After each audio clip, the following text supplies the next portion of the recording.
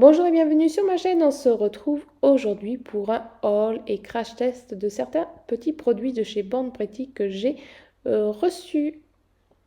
Je vais vous montrer tout ça en détail, on va venir les tester et à la fin vous aurez une petite idée de nail art. Bien sûr vous aurez les liens en barre d'infos. Capsule test et on va venir voir le premier, c'est un vernis, un VSP, un peu rouge fuchsia. Ils sont très jolis, le flacon est très sympa, le packaging est très sympa et en plus il y a la petite magnète devant pour voir le coloris. Alors premier abord, sur une capsule transparente, l'opacité est dingue quand même. Je vais venir catalyser. Voici, j'en ai mis deux. Je vais poser ma deuxième couche et je catalyse. Pourquoi deux? Parce que voilà, ils m'ont envoyé aussi un top coat mat. C'est celui-ci, même packaging et mon top coat normal que j'avais reçu la dernière fois. Comme ça, on va pouvoir comparer le mat et le brillant, sachant que des fois, les mats sont compliqués à poser et là, pas du tout.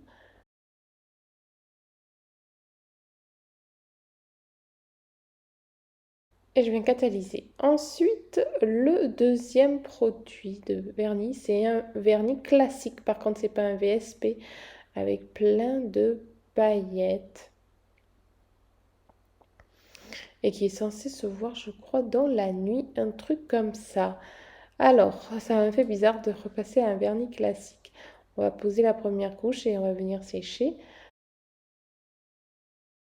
Deuxième couche. Il sèche assez rapidement. Voilà les petites paillettes, c'est très joli. Le troisième, c'est un VSP cette fois-ci et magnétique. Vous verrez le résultat final à la fin de la vidéo.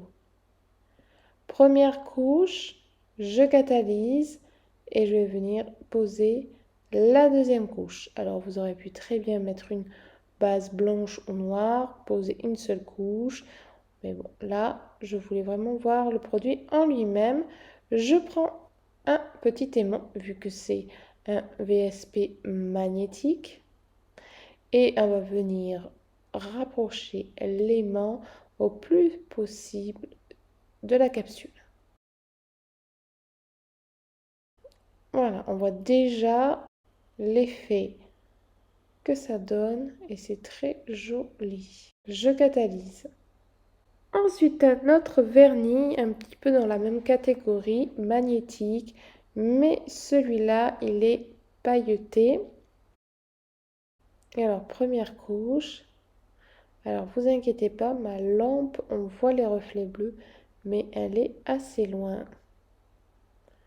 Deuxième couche. Et là, beaucoup plus opaque que l'autre.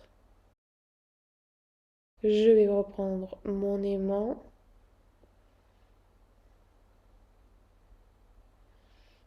Et on y voit aussi, alors peut-être un peu moins que l'autre, mais c'est très subtil, très joli. Le petit dernier, c'est un petit pot avec plein de sequins mélangés avec du gel, ce qui permet de ne pas avoir besoin d'avoir une couche collante ou quoi que ce soit en dessous pour poser ces petits sequins, c'est bien pratique. Je vais venir le poser avec le pinceau qui était fourni d'ailleurs. Et je viens étaler toutes mes petites paillettes. C'est assez liquide, c'est assez pratique à utiliser.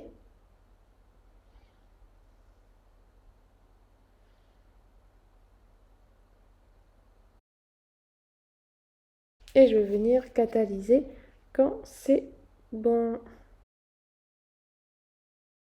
Voilà mon petit rendu final avec la pose du top coat pour tous. Vous voyez le mat et tout, c'est super joli. Les effets aimantés, c'est super.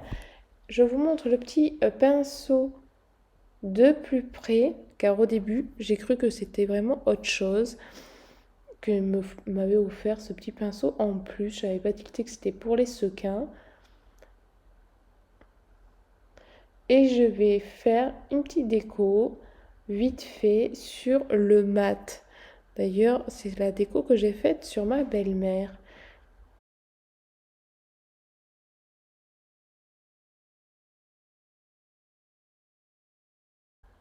Et ensuite, j'ai catalysé et je vais venir prendre du gel paint noir pour faire les espèces de contours de l'espèce de fleur.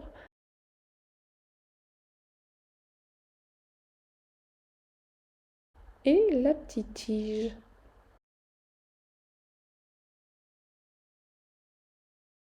Et voilà, je catalyse. Ils sont tous là, donc n'hésitez pas à me dire lequel vous préférez. Je vous souhaite un bon week-end et à samedi prochain.